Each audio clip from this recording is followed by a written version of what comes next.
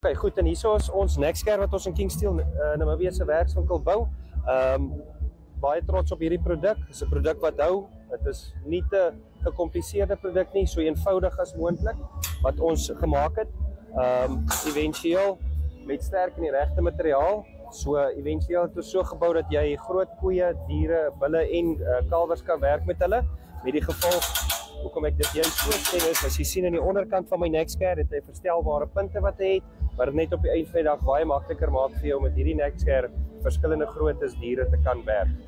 Ja, baie trots op hierdie produk van ons, en is 'n produk wat al meer as 50 van hulle is in die land, en ons het baie positiewe terugvoering gekry tot dusver. Alright, goed, daar het julle dit. Dis ons produkte wat ons het basies wat ons in Kingston Namibia se werkswinkel vervaardig. Dit is ons skaaplyne van ons voerbakke, hekke, laaibanke, ons beeslyn wat ons weer Nexcare, beeshekke, ook laaibanke en weegkratte, lyfklampe bou, en ons verkoop ook ons eie skale dan wat ons inbring van Suid-Afrika af. En ja, hierso het jy ons skaap weegkrat en ons skryfwa. Baie dankie vir julle tyd. Ons waardeer dit ongelooflik baie, en indien daar enige navrae is, julle baie welkom om vir ons te kontak by 0816521940. Dis JP de Klerk, ek is die eienaar van Kingston Namibia.